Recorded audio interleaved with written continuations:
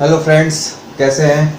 आइए आज हम करते हैं एक्सरसाइज 1.1 का सेकंड क्वेश्चन। तो सेकंड क्वेश्चन हमारा है so that any odd integer is the form of 6 cube plus 1 and 6 cube plus 3 और 6 cube plus 5 where q is any some integer.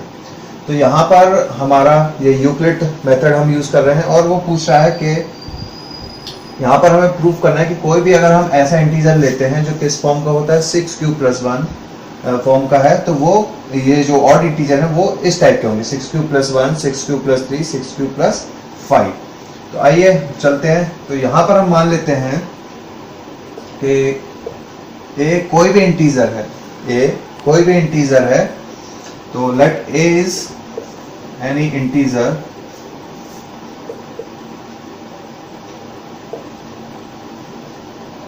और ए एनी इंटीजर है, और अगर हमारा जो फॉर्म है वो है 6 क्यूब प्लस 1, तो यूक्लिड के अकॉर्डिंग हम मान के चलते हैं अगर हमारा ए तो यूक्लिड होता है according to Euclid algorithm. Euclid क्या होता है, A equals to B Q plus R. तो यहां हम जानते हैं कि ए अगर एन इंटीजर है तो उसमें b की वैल्यू जो होगी वो होगी 6, यानी कि b इक्वल टू 6। तो a is an integer and b equals to 6। अब आते हैं हमारा r की जो वैल्यू होगी वो डिपेंडेंट करेगी किसके ऊपर, क्योंकि जो हमारा हम पूछ रहा है वो पूछ रहा है in the form of 6 cube.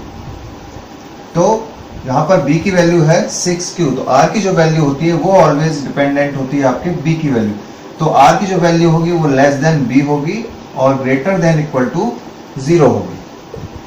r की जो वैल्यू डिपेंडेंट होगी या डिपेंड करेगी वो करेगी आपकी 0 से बड़ी होगी और 6, क्योंकि b की वैल्यू यहाँ पर क्या है 6 है, इसलिए यहाँ पर क्या हो जाएगा जो b की वैल्यू जो r की वैल्यू है वो 6 से छोटी होगी और 0 से बड़ी होगी। तो r की वैल्यू यानी यहाँ पर क्या हो सकती है, सबसे पहले तो 0, क्योंकि यहाँ पर 0 इक्वल है और ग्रेटर देन है, तो r की वैल्यू 0 भी होगी, 1 होगी, 2 होगी, 3, 4 एंड 5। तो r की वैल्यू जो है वो 5 तक जाएगी। 5 के बाद 6 नहीं आएगी क्योंकि 6 इक्वल टू में नहीं है, 6 लेस देन में, इसलिए यहाँ पर जो r की वैल्यू है वो 0, 1, 2, 3, 4, 5 तक डिपेंडेंट होगी। अब यहाँ पर हम मान के चलते हैं तो a की वैल्यू जो होती है हमारी अकॉर्डिंग टू r, अगर हम लेके चलते हैं इफ r इक्वल्स टू, अगर r की वैल्यू अगर हम 0 लेते हैं तो a की वैल्यू हो जाती है हमारी 6 क्यों, क्योंकि b की वैल्यू हम यहाँ ले रहे हैं 6। तो हमारे जो अब नंबर्स आएंगे हमारे टोटल वो होंगे 6 क्यूब प्लस 0। ठीक है, तो पहला नंबर हो गया 6 क्यूब प्लस 0, यानी कि a equals to 6 cube. Then अगर r इक्वल टू 1 लेंगे तो नंबर हो जाएगा हमारा जो इंटीजर हो जाएगा वो हो जाएगा 6 cube plus 1। r equals to अगर हम 2 लेते हैं तो नंबर हो जाएगा हमारा 6 क्यूब प्लस 2। r की वैल्यू हम पुट करते चले जा रहे हैं 6 क्यूब प्लस 2। इफ और या तो नंबर होगा, r की वैल्यू अगर हम 3 लेते हैं तो नंबर हो जाएगा हमारा 6 क्यूब प्लस 3। अगर r की वैल्यू 4 लेते हैं तो जो हमारा इंटीजर है वो हो जाएगा 6 cube plus 4। If r equals to 5 then a equals to 6 cube plus 5। तो जितने भी हमारे जो इंटीजर बनते हैं वो ये 5 इंटीजर्स बनते हैं।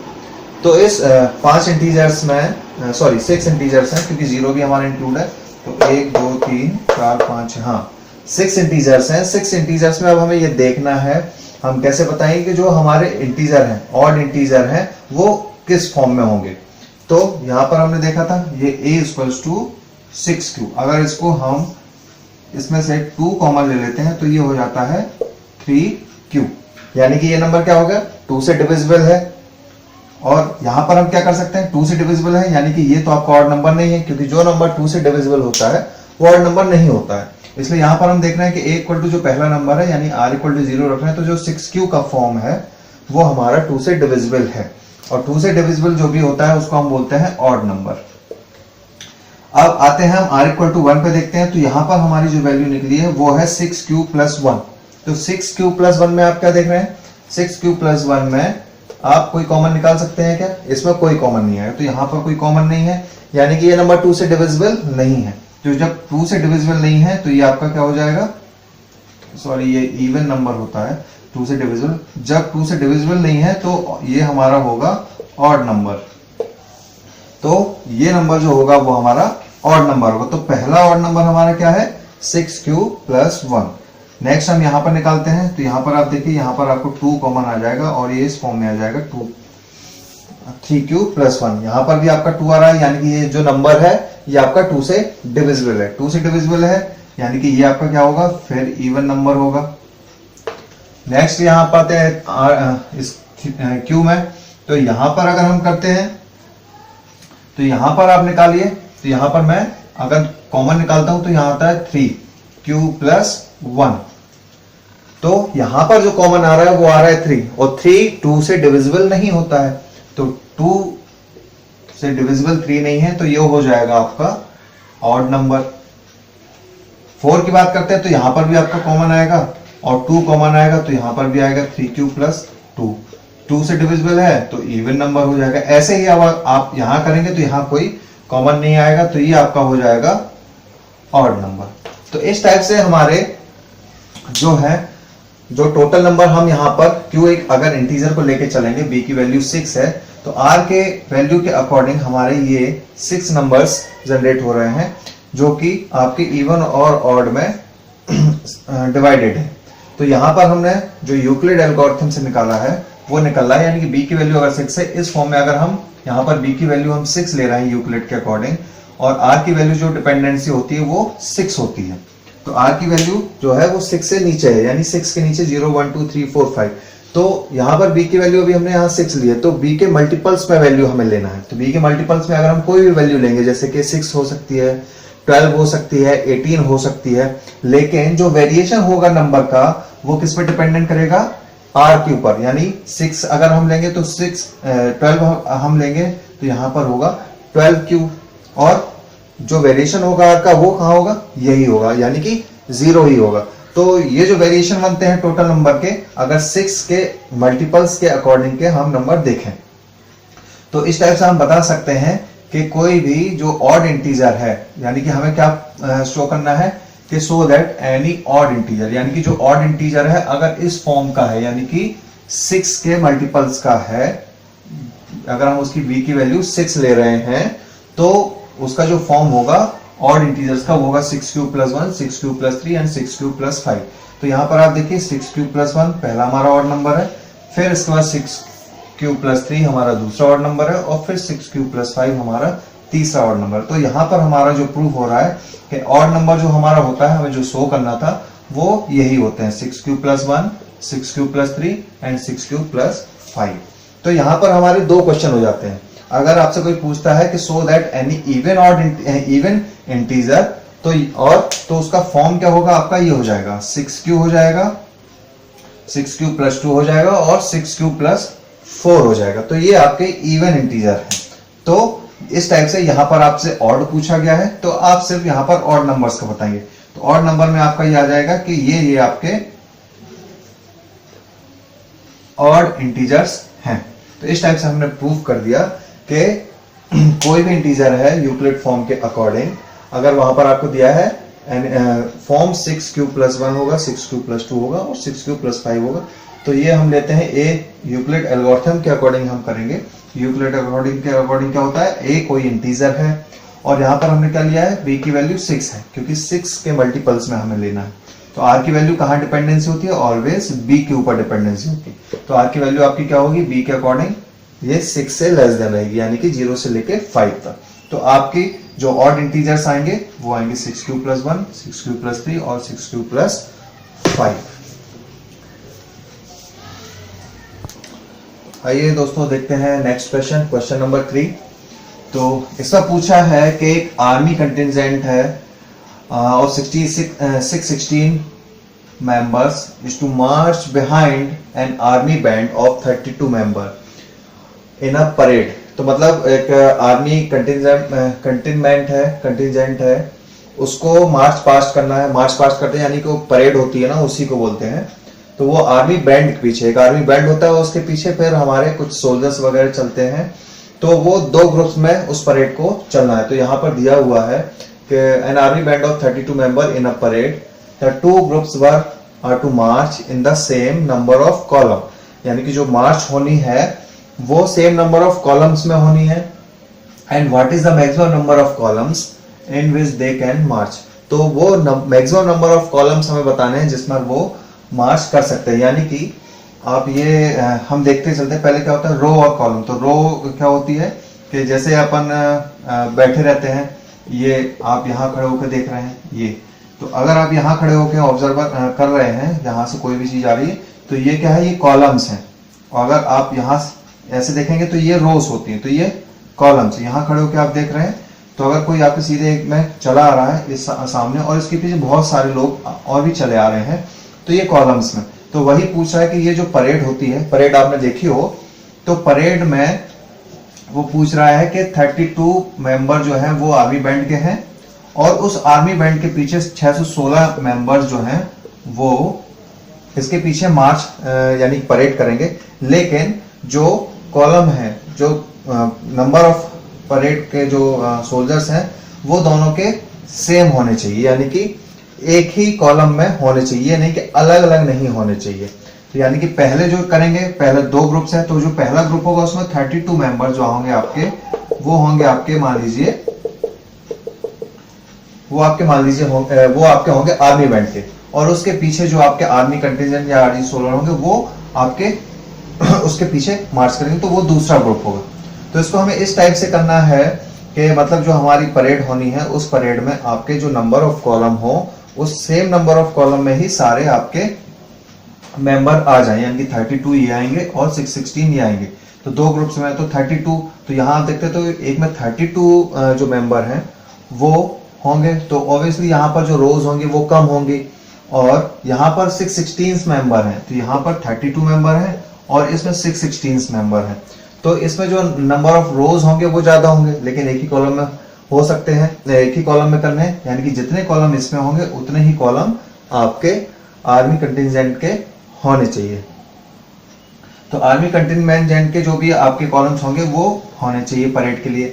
तो अब हम यहाँ पर देखते हैं कि अब यानी कि कोई भी देखने वाला जो हो तो उसको ऐसा नहीं दिखना चाहिए कि ये अलग है, यानी कि आप समझिए उस चीज को। तो यहाँ पर ऐसा कभी नहीं होता है। परेड आपने देखी हो कि कुछ ये अपन बना देते हैं और पहले चल रहे हैं और फिर उसके बाद कोई भी एक अलग से आ रहा हो, तो ऐसा कुछ नहीं होता है। मतलब जितना भी होता है वो उनका रो और कॉलम वाइज सेम होता है। तो जितने भी कॉलम में होते हैं वो सब एक ही कॉलम में रहेंगे, एक ही कॉलम में होते हैं। और रोज होती हैं उसमें सारे सोल्जर्स एक ही कॉलम में होते हैं।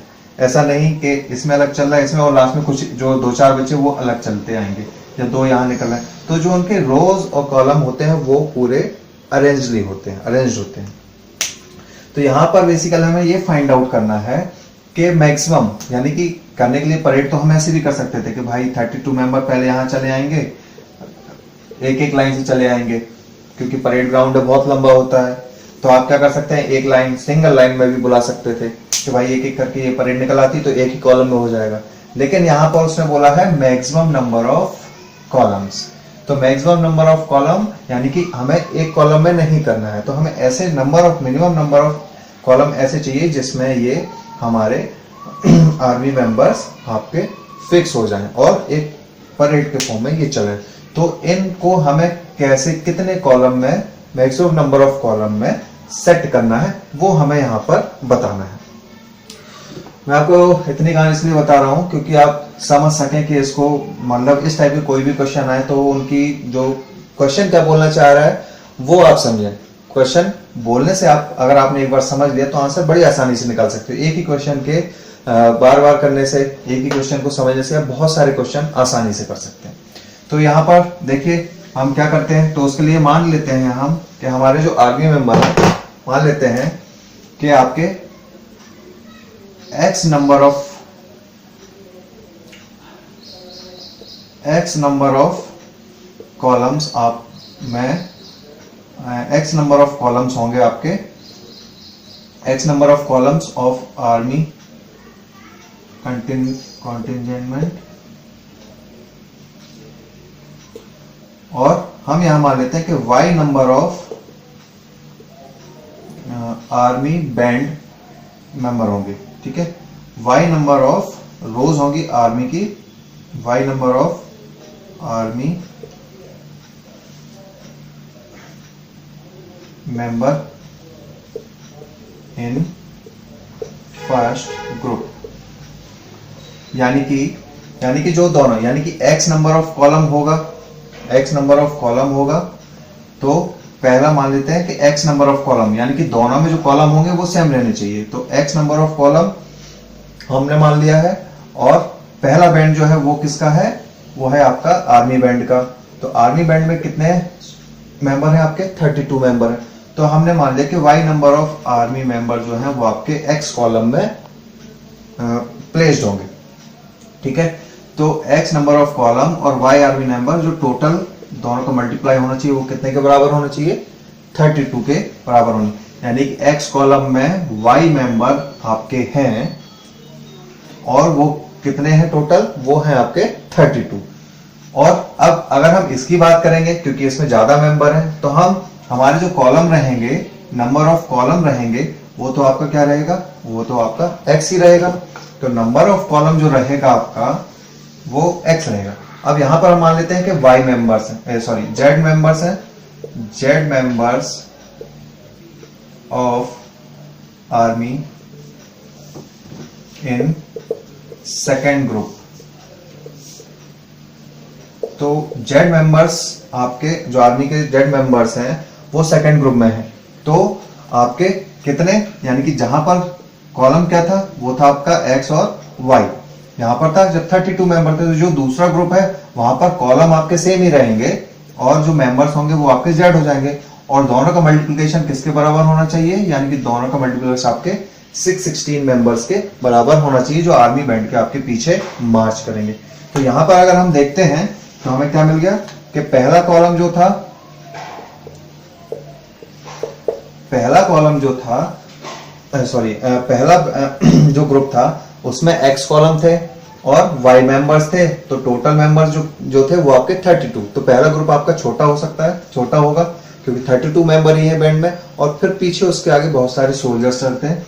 तो यहाँ पर हमने माना कि x कॉलम, क्योंकि दोनों में जो परेड हो रही है उसमें कॉलम आपके सेम रहने चाहिए, और वो भी कितने होने चाहिए, मैक्सिमम नंबर ऑफ कॉलम्स। तो यहाँ पर हमने कॉलम्स x ही माने हैं, और यहाँ पर जो मेंबर है वो है z मेंबर है, और इन दोनों का मल्टीप्लिकेशन किसके बराबर होना चाहिए, 616 के बराबर होना चाहिए। तो अब हमें यहाँ क्या फाइंड करना है, यानी हमारा इन दोनों में जो कॉमन आ रहा है, जो हमें कॉलम कॉमन निकालना था, वो आ रहा है हमारा x, यानी कि जो नंबर ऑफ x है, यानी कि जो कॉलम है वो आपके कॉमन है। तो यहाँ से हमें क्या पता चल रहा है कि यानी कि इस क्वेश्चन में आपको क्या निकालना है, कॉमन निकालना है, जो नंबर ऑफ कॉलम्स है वो कॉमन निकालना है। तो हमें x की वैल्यू कॉलम, यानी कि कॉमन निकालने के लिए हम क्या करते हैं, SCF निकालते हैं। तो SCF निकालते हैं, तो SCF निकालने के लिए हम क्या करेंगे, हम 32 और 616 का SCF निकालेंगे, और जो SCF आएगा वही आपका क्या बताएगा, maximum number of column required for the army parade. तो इस टाइप से हम इस क्वेश्चन को सॉल्व करेंगे। कहने के लिए मैं यहाँ भी बोल सकता था कि आप ऐसा ऐसा कर लीजिए, इसमें ऐसा करेंगे वैसा कर लेंगे, तो आपको कुछ समझ में नहीं आता। लेकिन यहाँ पर क्या है कि मैं चाहता हूँ कि आप लोग अच्छे से समझें, एक बार एक क्वेश्चन को ही समझ के आपको बहुत सारे क्वेश्चन बन जाएं। बेसिकली आप क्वेश्चन को देखिए, क्वेश्चन क्या कहना चाह रहा है उस चीज को समझिए, तो क्वेश्चन करना और मैथ करना बहुत ही ईजी हो जाता है। इसलिए आपको मैंने करके बताया कि आप इसमें क्या फाइंड करना है, तो आप ये फाइंड आउट करिए। तो हमें यहाँ क्या निकालना है, SCF 32 और 616 का SCF फाइंड आउट करना है। तो हम किससे फाइंड आउट करेंगे, वो हम कर सकते हैं आपके यूक्लिड मेथड से, और यूक्लिड मेथड आप लोग ऑलरेडी कर चुके हैं। फिर भी मैं करके दे देता हूँ। 32 से हम 616 में डिवाइड करेंगे तो आपका हो जाएगा, ये जाएगा आपका, पहला तो फर्स्ट टाइम जाएगा तो यहाँ बचेगा 32, यहाँ बचेगा 29, और फिर इसको हम देंगे 9 टाइम डिवाइड, तो ये हो जाएगा 288। तो यहाँ पर आएगा 8 रिमाइंडर। तो 8 रिमाइंडर जब आएगा तो 8 को हम 32 से डिवाइड करेंगे, तो ये आपका आ जाएगा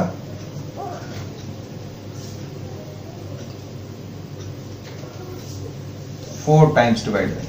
तो स्टेप में अगर हम लिखते हैं तो ये आता है 616 इक्वल्स टू 32 इंटू 19 प्लस 8। और नेक्स्ट में आएगा आपका 32 इक्वल्स टू 8 इंटू 4 प्लस 0। तो जहाँ रिमाइंडर हमारा 0 होता है तो वो आपका जो क्यूसेंट होता है, जो डिवीजर होता है, वो आपका आंसर हो जाता है। तो SCF of 32 of 616 equals to 8। तो आपका जो आंसर है वो आ रहा है 8। तो आर्मी परेड को जो मैक्सिमम नंबर ऑफ कॉलम में अरेंज होंगे परेड के लिए, वो आपका आंसर होगा। मैक्सिमम नंबर ऑफ कॉलम कितने होने चाहिए आपके,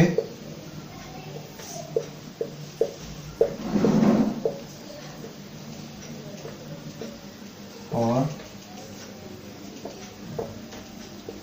परेड इक्वल्स टू 8, ये आपका आंसर हो जाएगा।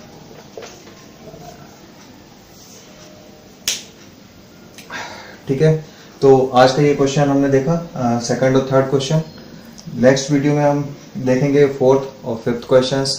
तो thank you for watching the video, and if you have any some doubt then comment me.